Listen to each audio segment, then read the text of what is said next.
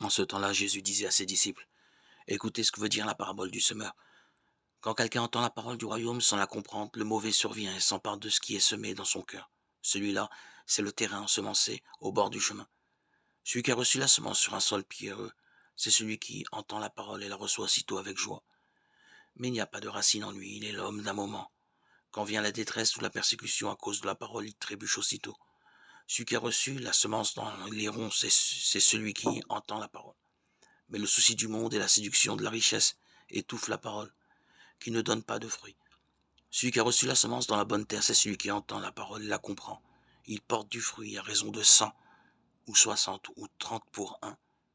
Évangile de Jésus-Christ selon saint Matthieu 13, 18, 23. La semence est le Verbe de Dieu. Le semeur est le Fils de l'homme. Mais le Verbe même de Dieu est le Fils même de l'homme. Il y a donc identité entre la semence et le semeur. Par le fait, c'est lui-même qui se sème et lui-même qui est semé par lui-même. Lui seul a qualité pour semer, c'est-à-dire se prêcher lui-même. Mais je le demande, d'où est-il sorti pour semer? Le semeur est-il dit est sorti? Il est sorti du sein du Père comme Verbe seulement, et il est venu dans le sein de la Vierge. Sortant de là, s'étant fait chair, il est venu dans le monde, tel le semeur dans le champ, comme Fils de l'homme.